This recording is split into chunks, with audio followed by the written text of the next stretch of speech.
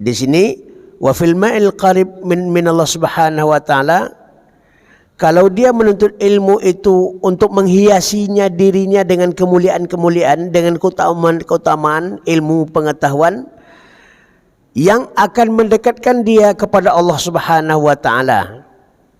Ya. Kemudian wa taraqi ila jiwaril mala'il a'la minal malaikatul muqarrabin. Nah, maka di situ apa? Kalau dia dekat dia kepada Allah Subhanahu wa taala, dia akan dekat kepada malaikat. Malaikat itulah yang akan mengantarkan nanti, ya, mengangkat amalan-amalan kita semuanya. Walaqsudu bihi riyasah. Tidak boleh nuntut ilmu itu karena riasah, karena mau jadi pemimpin.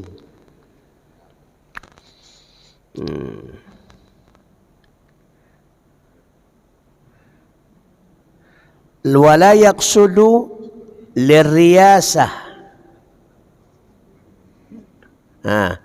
Untuk jadi pemimpin.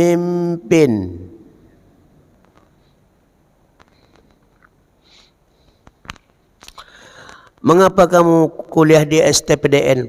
Karena saya mau jadi camat, mau jadi wali kota, mau jadi bupati, mau jadi gubernur.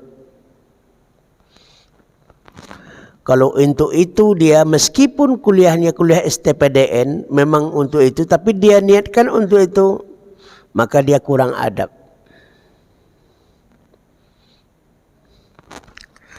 Apakah dipastikan setiap orang PDN akan jadi pejabat? Tidak.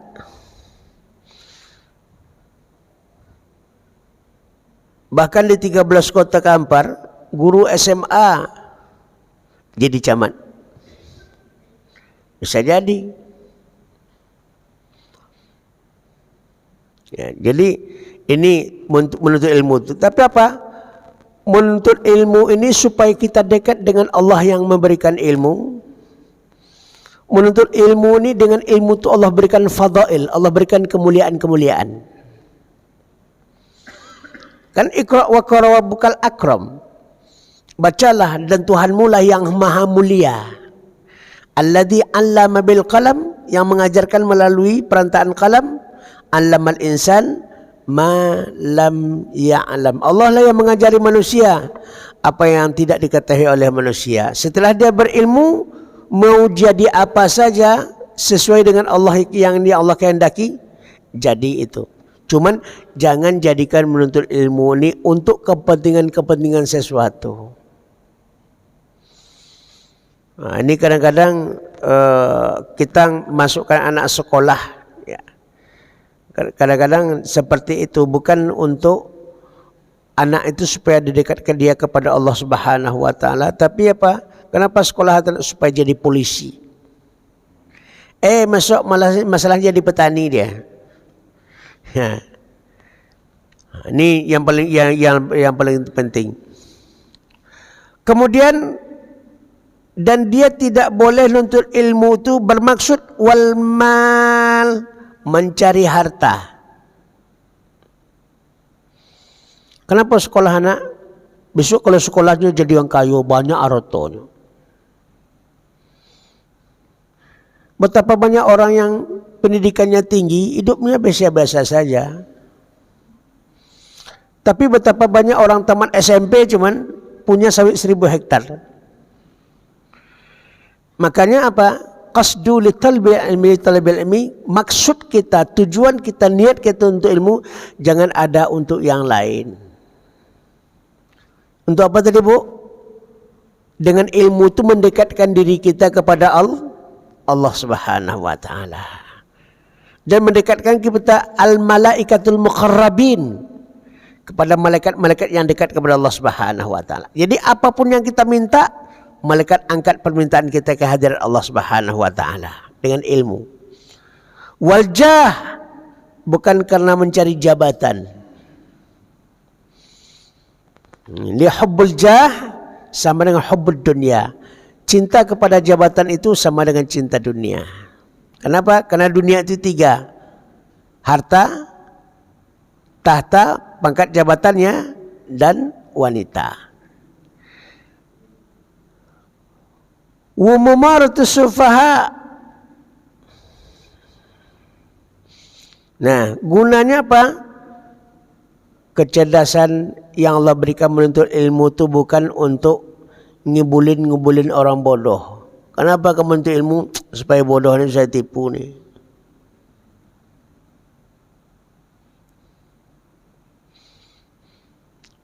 Wal mubahatul akran.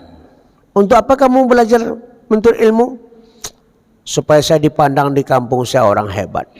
Untuk dibangga-banggakan. Mubahah. Untuk dibangga-banggakan.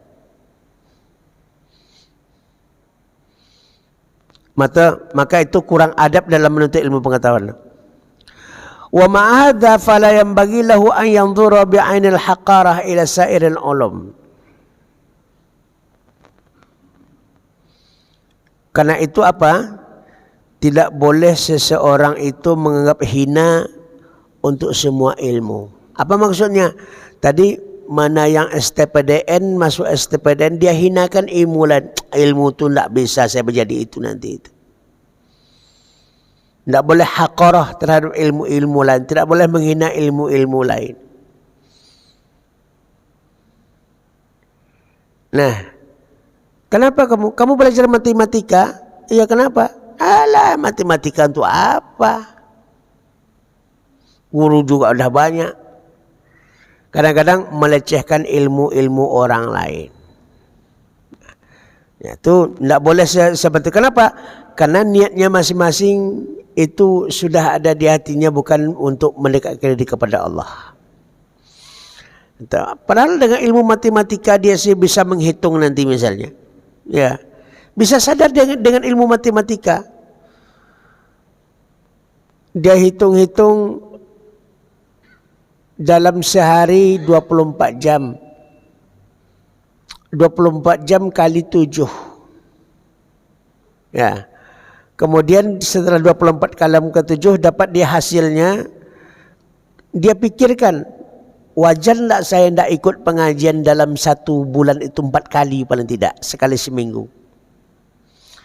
Taruhlah 1 jam pengajian dalam sekali pengajian, kali 4 baru berapa bu? Baru 4 jam. 4 jam daripada 24 kali 7. Betapa banyaknya waktu yang diberikan oleh Allah. Apakah tidak bisa dia wakafkan waktu yang 4 jam ini dalam seminggu ini? Dalam sebulan gitu. Dalam sebulan. 4 jam dalam sebulan. Dia kali-kalikan. InsyaAllah mudah-mudahan sadar dia. Jangan ilmu matematika itu untuk hitung sawit, hitung duit sebagai sebagai bendahara, sebagai keuangan. Jadi kan untuk muhasabah nafsi bagus kok. Yang penting apa? Nawaitunya itu yang penting. Nawaitunya niat dalam bentuk ilmu pengetahuan.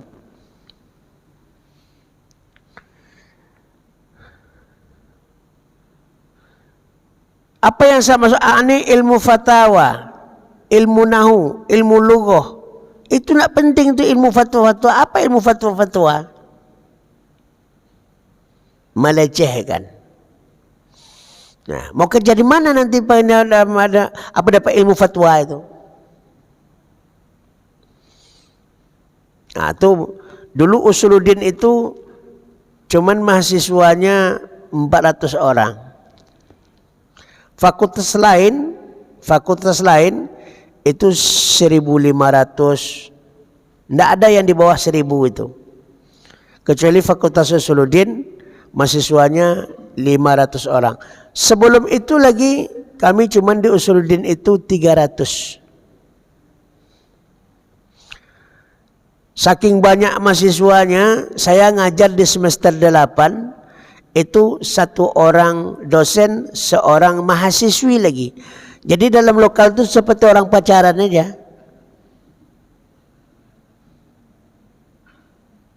Tentu nak mungkin saya suruh dia di belakang sana duduk. Karena kita berdua aja dekat depannya. Tengok orang keluar, Ustaz bercewek pula katanya. Semester 8-nya 1 orang mahasiswanya. Kenapa? Karena tadi itu Nanti mau jadi apa Usuluddin itu? Nggak ada tafsir, nggak ada hadis, masuk di Pemda nggak laku. Masuk menjadi guru, dia bukan sekolah keguruan. Kalau keguruan kan ditarbiyah. Ditarbiyah pendidikan. Kalau Usuluddin mau jadi apa? Mau jadi kuah nggak laku. Quran hadis cuma dipelajarinya. Akidah filsafat mau jadi apa dia? Untunglah ketika Ustaz Abdul Somad pulang dari Mesir, mulailah dia promosikan Fakultas Usuluddin karena dia dari pada Fakultas Usuluddin. Nah, dia orasinya bagus, seorang orator, ceramahnya bagus, tersebarlah kemana-mana. Sekarang 1.500 lebih mahasiswa Usuluddin.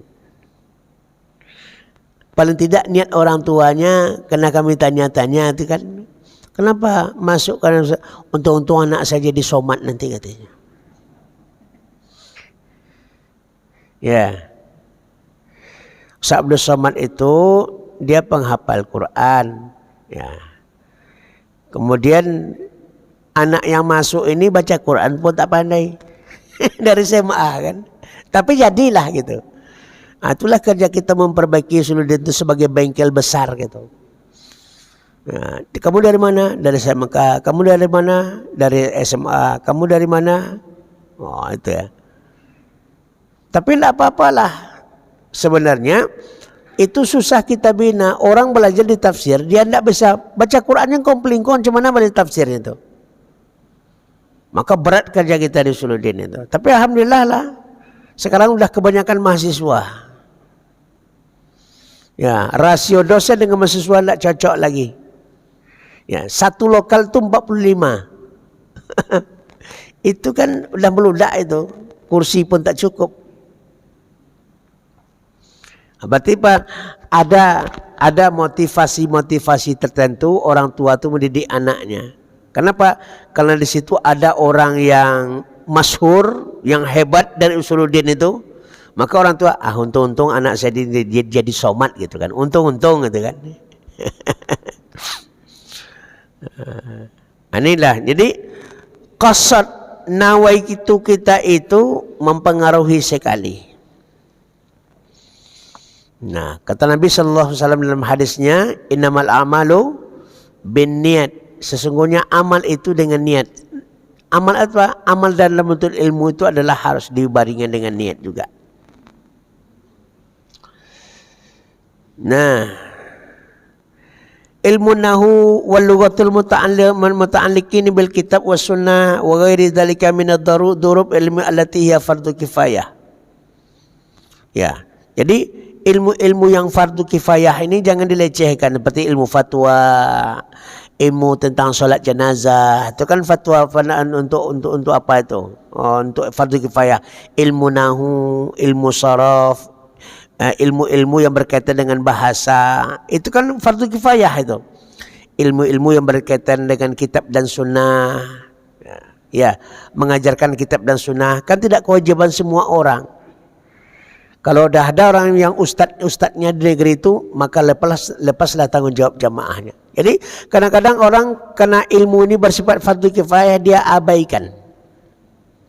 Itu kan masih ada orang lain melaksanakan. Masa tidak kita aja melaksanakan jenazah itu? Orang sianu-sianu itu kan masih ada. Tidak boleh seperti itu. Kenapa? Kewajiban saudara-saudara kita dalam fardu kifayah itu sama. Cuman bedanya apa? Apabila dia melaksanakan, lepas hutangnya kita. Tapi kalau tidak ada yang melaksanakan, berdosa kita semua. Kalau tidak ada orang bisa lagi penyelenggaraan jenazah, memandikan, mengapankan, ya, menyolatkan, menguburkan, tidak ada lagi yang bisa, maka berdosa kita semua. Nah, selama ini itu yang diabaikan, sehingga susah mencari orang yang akan memandikan jenazah, yang akan melaksanakan penyelenggaraan jenazah. Bahkan ada sebagian tempat sekarang ini membentuk tim penyelenggaraan jenazah dengan dibayar. Boleh. Karena sifatnya yang fardu kifayah itu apabila dipikul oleh seseorang, maka seseorang itu berhak menerima upah. Contoh, jadi imam. Nah, kalau kita tidak memenuhi persyaratan jadi imam, kita cari imam yang memenuhi persyaratan. Kenapa? Kita bayar. Itu kewajiban kita semuanya. Maka dalam satu masjid itu imam itu adalah wajib. Ya, wajib. Kalau tidak ada, maka setiap masjid itu sebenarnya harus nunjuk imam. Ini kadang-kadang Semarang tidak tunjuk imam Semarang. Lanjut les yang kong plengkong bahaya ada bacaan musuh aja imam. Nanti Alhamdulillahi Rabbil Alamin Ar-Rahmanir-Rahim. Kacau kita kan.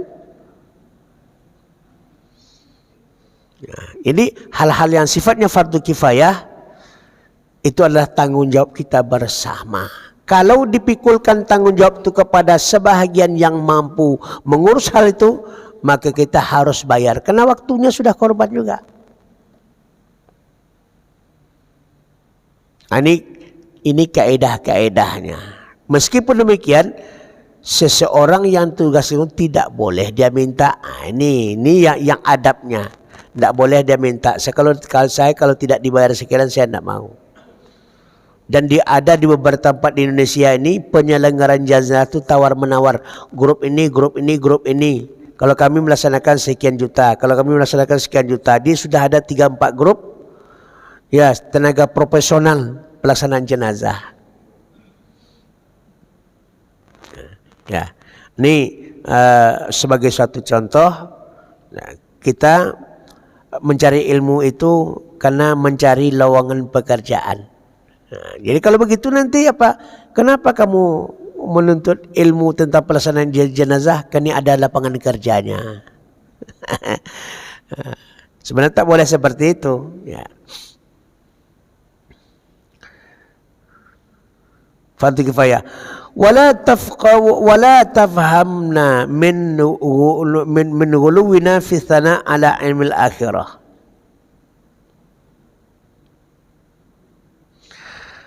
Dan mereka mengabaikan, menyanyiakan, melalaikan ilmu akhirah, ilmu tentang akhirat.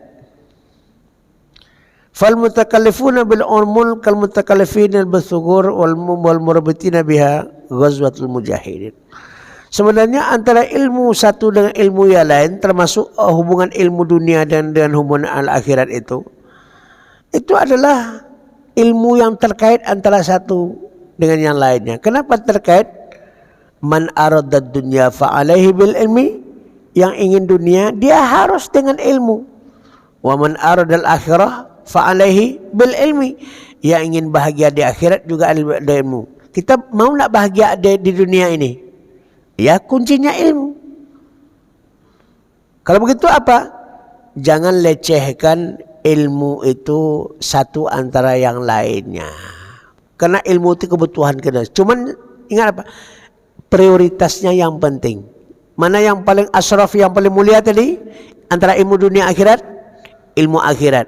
Ilmu akhirat yang paling utama, mulia, ilmu tentang ma'rifatullah, akidah, ibadah, akhlak. Itu jenjang prioritas namanya. Tapi semua itu merupakan kemestian bagi kita, merupakan kebutuhan bagi kita.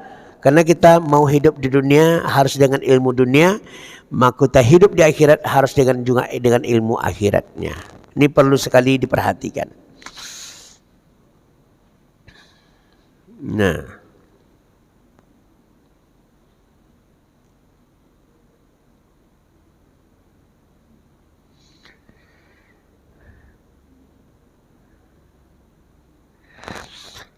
ada di antara mereka famaqatil.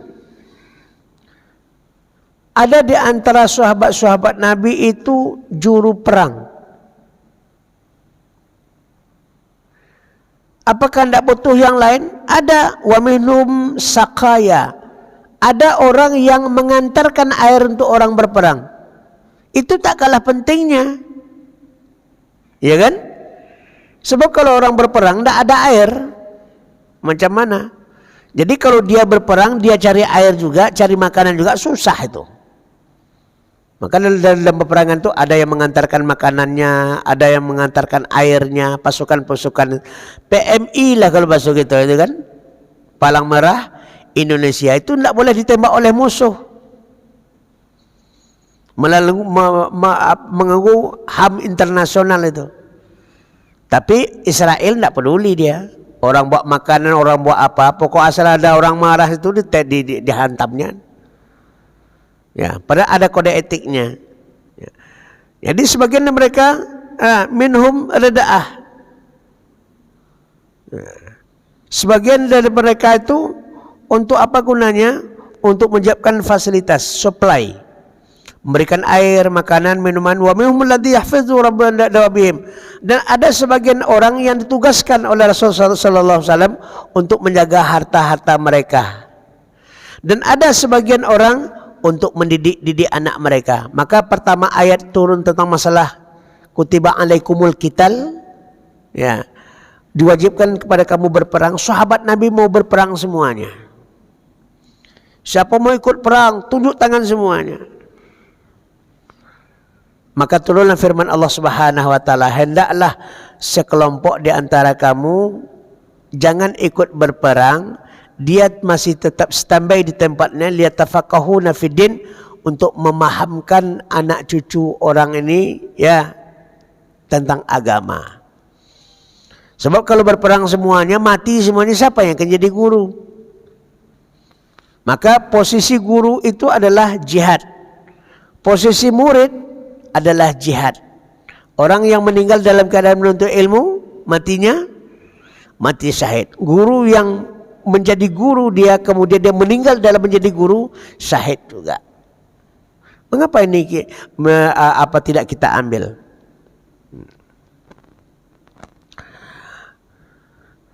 Wala yanfa'uka ahadun minhum an ajrin. Lah, tidak ada yang melepaskan, tidak ada salah seorang pun yang terlepas dari biaya, dari upah. Ya kan? Nah, kenapa? Makanya harta perang itu dibagi, harta fai itu. Ya, untuk pimpinannya berapa, untuk prajuritnya berapa. Kenapa? Karena itu usaha. Allah saja memberi falahum ajruhum inda rabbihim, bagi mereka upah dari sisi Tuhan mereka. Masa kita sebagai manusia tak kasih orang bekerja upah? Ya, an ajrin. Idza kana sudu ila il kalimatullah. Syaratnya apabila dia bermaksud untuk mengangkat agama Allah Subhanahu wa taala, mengangkat kalimat la ilaha illallah. Ya. Jadi itu diupah itu orang yang menjaga binatang. Nah, kalau tidak dijaga binatang nanti musuh akan menguasai binatang-binatang itu. Nah, itu diingatkan. Dan kemudian apa? Fakadzalika ulama. Demikian juga ulama, para ulama. Kenapa? Ulama inilah yang mengangkat harkat dan martabat manusia. Yarfa'illahu alladhina amanu minkum walladhina utul ilma darajat. Allah akan mengangkat beberapa derajat orang berilmu dan yang beriman. Beriman dan berilmu, Allah akan angkat beberapa derajat. Hum darajatun indallah. Mereka akan mendapatkan darajat, ya, pangkat yang tinggi dari sisi Allah Subhanahu wa taala.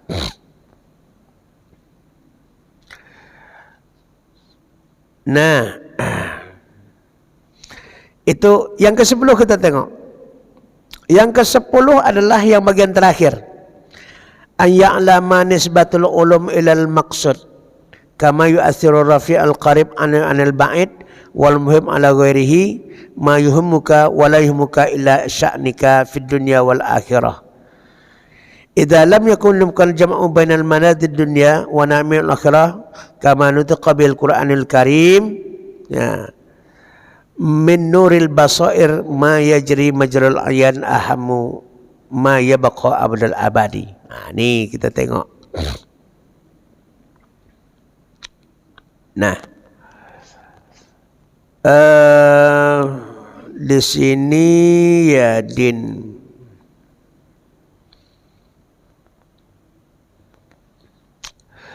Hendaklah seorang murid, ini bagian terakhir ya, yang ke-10. Hendaklah seorang murid mengetahui, membangsakan ilmu itu terhadap maksudnya.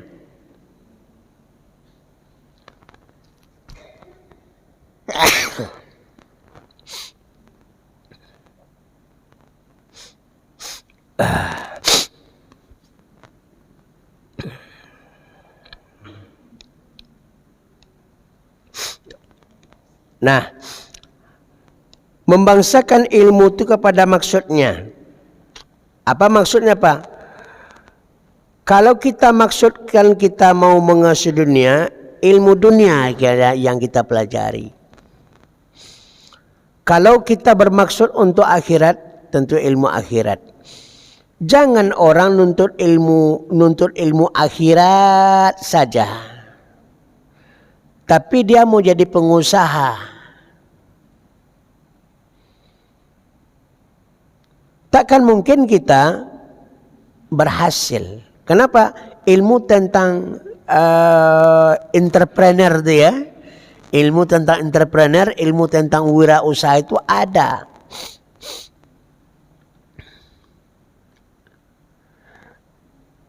Yang jelas begini, ada 3 dia. Yang wajib dia tuntut pertama sekali ilmu tentang Allah, akidah, ilmu tentang ibadah, ilmu tentang akhlak. Habis itu mau dia ke matematika boleh, ke ilmu biologi boleh, ke ilmu agama yang lain boleh. Boleh buka semua jurusan itu boleh. Tapi untuk semua itu, ya, semua jurusan itu ada 3 MKU-nya, mata kuliah umum yang wajib diketahui. Akidah, ibadah, dan akhlak. Ini menguatkan poin yang ke-8 dan poin yang ke-9 tadi. Kenapa? Yang jelas apa? Dia dahulukan ilmu yang kekal abadi dengan ilmu yang fana. Ini yang 10 bagian terakhir.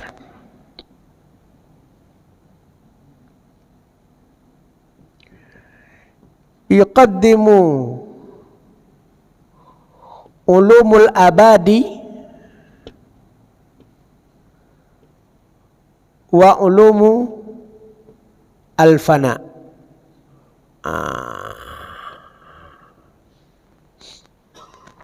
Adab untuk ilmu, wajib dia dulukan ilmu yang abadi daripada ilmu yang fana. Ilmu abadi itu apa? Ilmu tentang akhirat. Ilmu fana itu ilmu tentang dunia. Karena dunia ini fana, akhirat itu kekal abadi. Walal akhiratu khairun laka minal ula. Walal akhiratu khairun wa abqa. Sungguh akhirat itu jauh lebih kekal dibandingkan dunia. Maka dunia itu dunia fana, dunia yang serna, kamuflase, fata morgana, ya, ibarat kabut. Kabut di suatu tempat, datang kita ke sana, tidak ada kabutnya. Seperti itulah dunia ini.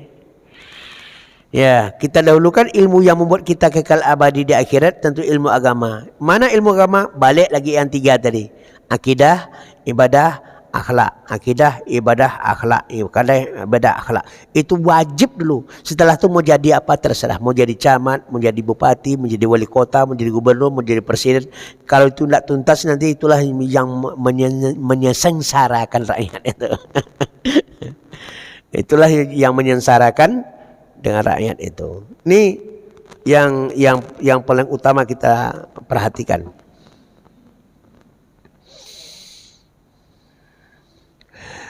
Karena begini, ya, idza lam yumkinukal jama' bainal malad dunya wa na'mil akhirah, kama nutiha bil Quran wa syahida lahu min nuril basair ma yajri majral ayan. Nah, kamu tidak akan mungkin mendapatkan kenikmatan dunia semuanya. Malaz itu apa? Kelezatan dunia ini tidak bisa kita cicip semuanya. Kenapa? Karena dunia ini terbatas. Kalau kamu tidak bisa mencicipi semua kelezatan-kelezatan dunia, wa namil akhirah, dan kamu juga harus memprioritaskan untuk mencicipi nikmatnya akhirat. Kalau tidak nanti apa? Siko capang, siko capeh, dunia tabang, akhirat melapeh. Ini kita tengok orang hidup dah miskin, bodoh, tidak ngaji lagi. Awak miskin juga, tapi agama tak ada. Artinya susah dunia, susah akhiratnya. Nah, ini banyak manusia seperti ini. Ya.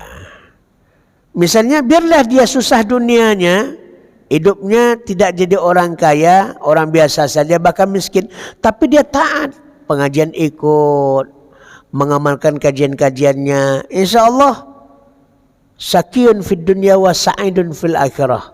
Susah dia di dunia, bersakit-sakit di dunia, tapi bahagia akhiratnya. Nah, ini nampaknya masyarakat kita ni penyakit yang paling berbahaya betul dia dapat. Sakiyun fid dunya wa sakiyun fil akhirah. Sengsara di dunia, sengsara juga akhirat.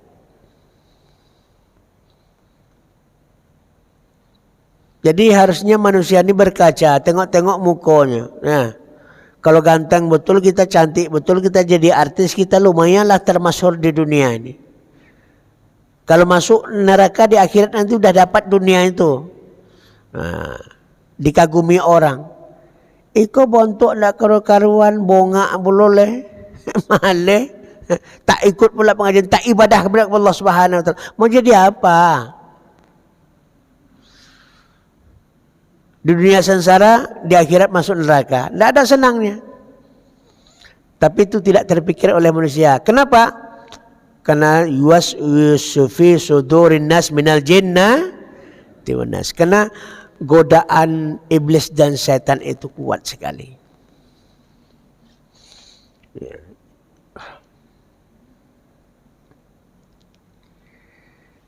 Nah,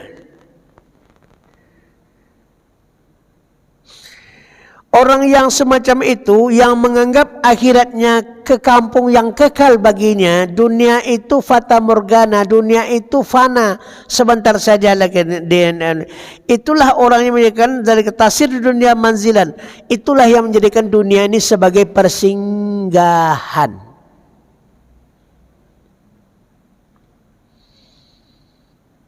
Ya, itulah yang mengatakan dunia ini sebagai. Jadi kalau sudah dia berprinsip dunia ini fana, takkan mungkin kita cicipi kelezatan-kelezatan dunia ini semuanya. Kalau begitu apa? Kalau saya tidak bisa meraih dunia ini semuanya, lebih baik saya prioritaskan diri saya untuk akhirat. Itulah yang mengatakan dunia itu hanya sebagai persinggahan. Ada orang mengatakan, alah dunia ini hanya sebagai persinggahan. Ngaji enggak, ibadah enggak, puasa enggak. Berarti tidak cocok apa yang dikatakan dengan apa yang dilakukan. Ya. Di sini dikatakan apa? Wal banadun murakkaban. Dunia sebagai tempat persinggahan lah. Dan dunia itu sebagai apa? Sebagai kendaraan. Wal a'mal, nah, wal a'mal sa'yan. Amal itu sebagai usaha untuk mencapai tujuan. Apakah tujuan kita? Liqa Allah. Tujuan kita hidup di dunia untuk apa? untuk liqa Allah, untuk bertemu dengan Allah. Jadi kalau kita tidak bertemu dengan Allah akhirat, gagal dunia kita. Bertemu dengan Allah itu di surga pada apa di neraka? Di surga lah. Salamun qaulam mir rabbir rahim. Berapa kali kita ulang? Salamun, hei selamat. Ucapan selamat dari Allah kepada orang yang masuk surga kena rahmat Allah Subhanahu wa taala. Maka kalau mau bertemu dengan Allah di surga, di neraka bertemu dengan Firaun, Abu Lahab, Abu Jahal dan Abu lainnya itu. Nah, kalau bertemu dengan Allah pasti di surga dia. Karena dikatakan. Ya. Jadi apa? Untuk bertemu dengan Allah itu Allah beri kita jasmani dan rohani sebagai kendaraannya. Kemudian apa? Amal itu sebagai usaha kita. Udah ada jasmani dan rohani kita, beramallah kita dengan jasmani dan rohani, beramallah kita. Amal itu nanti untuk sampai kita ke surga. Jazaa'an bima kanu ya'malun. Masuk surga itu adalah balasan atas amal-amal yang telah kamu amalkan di dunia. Dengan amal itu ditimbang, bisa untuk membeli tiket ke surga, masuk ke surga, baru liqa Allah, baru kita bertemu dengan Allah Subhanahu wa taala. Fa fihi na'imu kullih. Di dalam surga itu semua segala macam nikmat ada di situ. Sekarang mau pilih mana, Pak, Bu?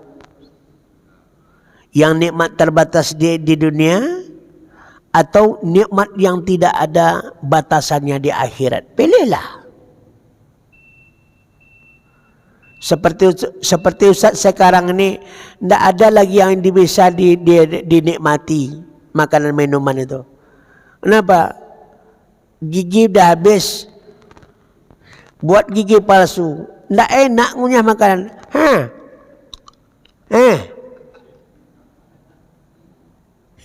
Pajar. Mana enak lagi tuh? Satu dipasang nih. Ini untuk gaya-gaya aja nih supaya jangan nampak ompongnya. Buat ngunyah, ya Allah sakitnya berair mata, Pak. Makan bubur dia nak. Pakai gaya aja lah. Nggak ada lagi, Pak, nikmat dunia ini. Dulu segala kita makan, kita kunyahkan enak. Kalau gigi palsu ini ngunyah nggak terasa, Pak. Beda kita gini kan, kita sentuh gigi yang asli itu, kita beda dia. Padahal kan nempel juga kan. Cuman Allah Subhanahu wa taala membuat nikmat itu. Wa man nu'ammirhu nunakkisu fi khalqi afala yaqilun. Siapa yang kami tambah umurnya, kami kurangi nikmat-nikmatnya. Maka kita prioritaskan bagaimana nikmat dunia ini yang tidak seberapa kita nikmati, dan bagaimana kita ingin merasakan nikmat akhirat. Akhirat gigi ini akan tumbuh besok balik dengan utuh, ya, takkan pernah tanggal selama-lamanya. Nak ngunyah tulang, nak ngunyah besi, nak ngunyah apa besok tu takkan tanggal-tanggal. Kenapa? Karena gigi itu abadi. Kita ini abadi, seluruh jasmani dan rohani kita abadi semuanya. Jadi tidak ada dokter gigi besok, gigi berlubang, gigi ini, gigi patah, pakai sambal, apa sama, tidak ada. Rapi yang masuk surga tu, giginya rapi, tidak ada protes lagi. Kalau ke dunia kan banyak protes kan, lapis lagi gigi, pasang behel kan. Nah, sekarang gigi lah pakai terali yang tu, tidak rumah pakai terali. Tapi di akhirat subhanallah tidak ada lagi. Ya, semua nikmat itu dah. Makanya dijelaskan dalam kitab ini, ya. Liqa Allah, bertemu dengan Allah Subhanahu wa taala, fa fihi na'imin kullih. Dan di akhirat itu semua nikmat itu ada. Dalam sabda Nabi SAW mengatakan apa? Sesungguhnya Allah menurunkan rahmat dan nikmat ke permukaan bumi 1%. Disitulah semua makhluk, mulai dari makhluk yang paling besar sampai makhluk yang paling kecil di bawah tanah sana, itu merebutkan nikmat Allah yang 1%. Berapa tinggal lagi? 90%, 99% tambah 1 itu. Maka nikmat dunia akhirat nyampul dia 100%. Bayangkan.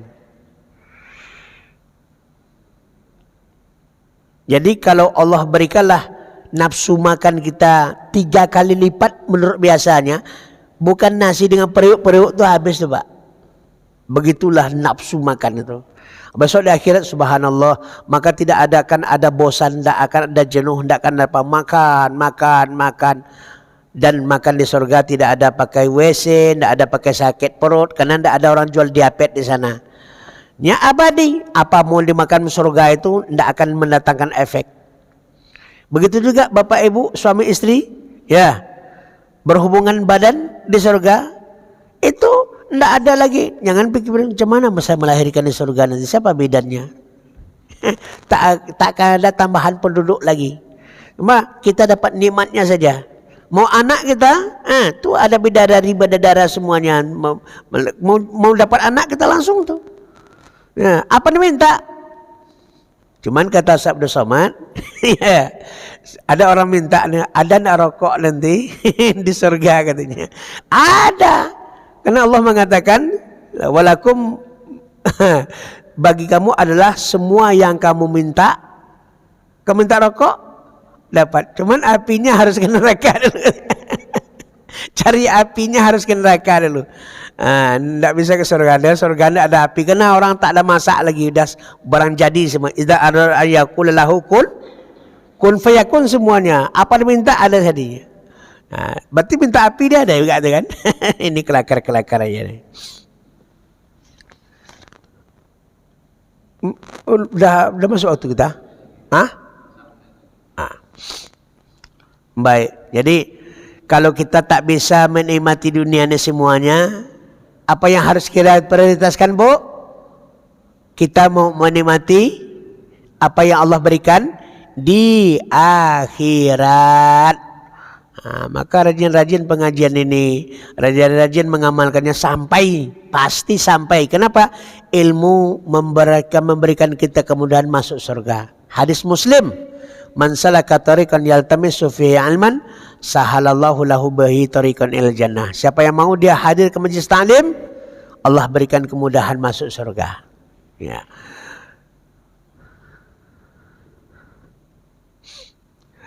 La ya'rifu fi hadzal alam qadruhu illa aqallun.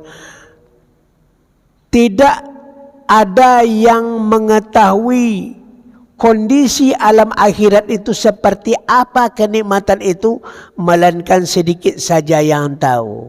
Sedikit yang mana? Sedikit yang ngaji. Jadi kalau orang yang sedikit orang bersyukur, sedikit orang beriman, sedikit orang yang bertakwa, itulah yang sedikit, itulah yang tahu dia nikmat akhirat itu abadi. Kenapa dia mengaji? Di antara yang ngaji pun masih belum yakin juga dia apa yang berikan Allah, apa tidak. Padahal terhadap apa yang Allah beri di akhirat itu wajib yakin. Walladzina yu'minuna bima unzila ilaika wa ma unzila min qablik wa bil akhirati hum yuqinun. Terhadap akhirat dan apa yang Allah berikan di akhirat itu yuqinun, mereka meyakininya. Yakin dia surga itu ada dengan segala nikmatnya, yakin dia neraka itu ada dengan segala azabnya. Ini katanya tidak banyak yang tahu kecuali sedikit saja. Illa aqallun, kecuali sedikit saja yang tahu. Siapa yang tahu? Yang belajar dia tentang bagaimana surga, bagaimana neraka, bagaimana akhirat itu. Fatamal hadal awalan, maka tolong renungkan ini pertama sekali. Apa yang renungkan? Kalau tidak bisa mencicipi nikmat dunia ini semuanya, kita ingin mencicipi nikmat di akhirat semuanya. Boleh mencicipi nikmat dunia? Boleh, silahkan. Kaya silahkan, makan ini makan itu yang halal silahkan. Tapi jangan karena sudah terlena dengan dunia nanti dia tidak terpikir untuk akhirat, ini yang bahayanya. Dunia ambil, akhirat harus kita prioritaskan. Waqbil nasihah majanan min qama alaihi dzalika ghalian. Ambillah nasihat dari kata-kata itu. Karena kata-kata itu ghalian, kata-kata itu mahal. Kata-kata mana yang mahal ini? Dunia itu fana, akhirat itu abadi. Itu kata-kata yang mulia. Nikmat dunia itu cuma sedikit, tak bisa kita cicipi semuanya. Tapi kalau kita sudah masuk surga, pasti kita menikmati semua, kullihi, semua nikmat itu pasti ada. Itu kata-kata itu adalah kata-kata yang mahal itu. Kenapa mahal? Kalau kita ikuti kata-kata itu, beramal kita untuk akhiratnya kita, insya Allah dapat kita semua nikmat itu. Apa tidak mahal semua nikmat itu? Nah, itu namanya kalamun ghalian, perkataan yang mahal.